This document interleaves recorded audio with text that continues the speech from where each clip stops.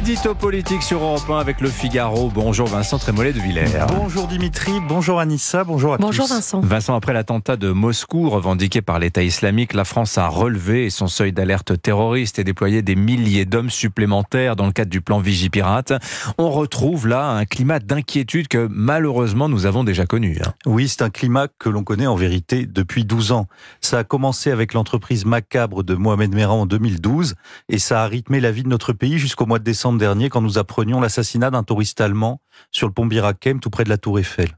Depuis 12 ans, c'est plus de 270 personnes, des soldats, des enfants, des journalistes, des policiers, un prêtre, des professeurs qui sont morts en France frappés par la terreur islamiste. Ils ont été tués parce qu'apostats, juifs, laïcs, bouffeurs d'imams ou de curés, chrétiens, mécréants, décadents, ce que les islamistes résument en un mot, koufars. La litanie des noms, Sandler, Cabu, Hamel, Beltrame, Paty, suffit à réveiller la douleur, le recueillement et la révolte. On sait maintenant qu'il faudra surveiller les églises la nuit de Pâques, les écoles jusqu'à l'été et redoubler de vigilance pour le rendez-vous donné au monde entier pour les Jeux Olympiques.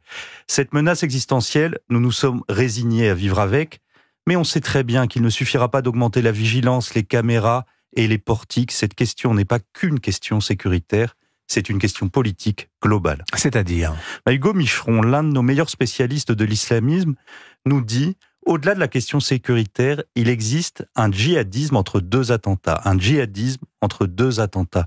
Ce djihadisme est transplanté par des militants dans des contre-sociétés installées sur notre territoire, des contre-sociétés qui profitent de l'immigration anarchique et des effets continus de l'islamisation culturelle.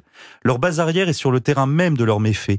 Ils se protègent dans les quartiers affranchis des règles communes par la drogue et la délinquance. Ils s'appuient aussi sur les facilités criminelles que leur offre la complaisance d'une certaine gauche, l'aveuglement de certains juges, la timidité de gouvernants tétanisés par le procès en islamophobie, le soutien financier de puissances étrangères. Leur projet est d'imposer aux musulmans de France d'abord l'application stricte de la charia avant d'étendre la loi aux territoires conquis. On peut faire mine de les oublier, on peut tenter de les minorer.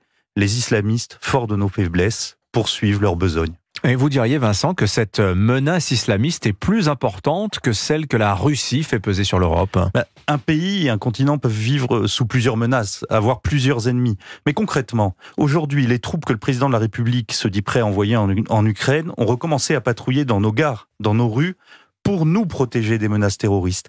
L'épouvantable attentat de Moscou nous rappelle que les fous d'Allah poursuivent leur agenda au mépris du nôtre ou de celui de nos adversaires. Et nous sommes toujours en retard face à cette menace. Au départ, Emmanuel Macron était étranger à ce choc de civilisation. Il cherchait même des causes sociales en 2015 au terrorisme, notamment pour se distinguer de Manuel Valls.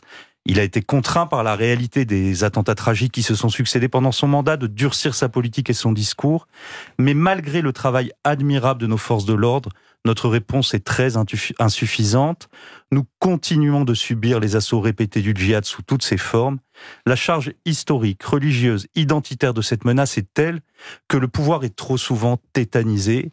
Il détourne les yeux, il noie le poisson, il cède à l'esprit de défaite. Face à cette offensive islamiste, pourtant, il faudrait appliquer la formule que le président répète au sujet de Vladimir Poutine. Si on ne les arrête pas, ils continueront d'avancer. L'édito politique sur Europe 1. Merci Vincent Trémollet de Villers.